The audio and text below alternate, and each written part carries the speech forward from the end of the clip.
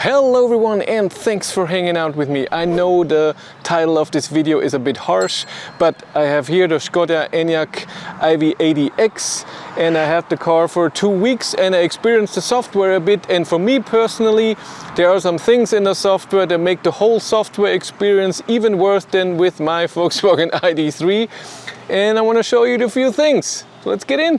So let me show you what I'm talking about. Let's go through the software things first and then about some hardware things in here. Number one is when you change the temperature, the whole screen grays out and you can go somewhere but you can see it and you can click it away if you click somewhere, but it does it all the time. Everything's dark, stays for a few seconds, comes back. You can click and it goes away and you can go completely somewhere different. Still, see, I mean, going in climate, it's still dark. So I have to click to get to see that. That's annoying. Number two is already here. When you go into the climate, the car is parked. It's always in smart AC, but I use classic AC. And in my ID.3, it remembers that and it always stays in classic AC. In this car, every time I get into the car, it always goes into this and I have to click extra to get into this. Number three is extremely annoying, the drive mode. Every time I get into the car, it goes into normal. I drive in individual where I set different patterns, especially for adaptive cruise control. I want eco, so it accelerates and slows down in a more smooth way. But every time I get into the car, it goes into normal. And if I forget, I'm just driving in normal. Another thing that's annoying is turn off lane assist. In my area where I am, I'm on very narrow country roads. I have to turn it off because it just interacts too fast and it's even sometimes dangerous. And in this car, to get to this, there's no assist button. There's park assist. That's not what I need. I have to go to set, and then here I have assist system. Well, this is wrong. And then I can here turn lane assist off, and then I have to press home, another home, then I'm back. So it's 3 steps instead of 2 steps with my ID.3. Let's go through a few hardware things I'm not a fan of.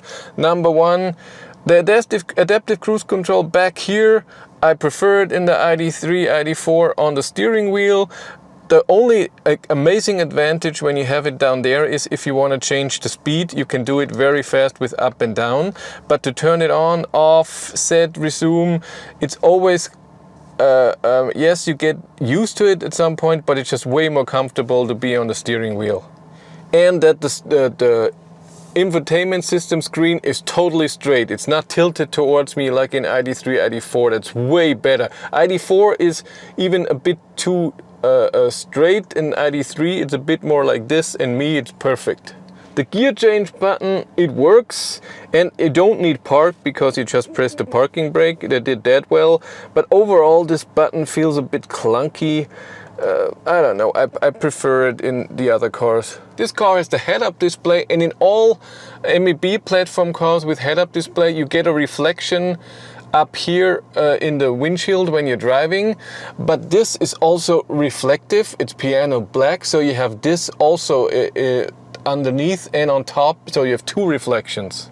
And one thing that's extremely personal, I like it quiet in the car, and the indicator sound way too loud. The seats of the Sport line have good controls. You have memory seats and massage function, but overall the seat is not very good. Cindy, my wife, hates it big time. First of all, this thing is extremely hard. She's very short, so when she gets in, she has to go over this bump. She's only 150 centimeters, 5 feet. And then this is also extremely long, so her knee ends here, so her legs go out like this, very uncomfortable. And even for me, these seats, this side support is great for cornering, and I fit in this. But if I would have 10 kilos more, this would be a horrible experience to sit in.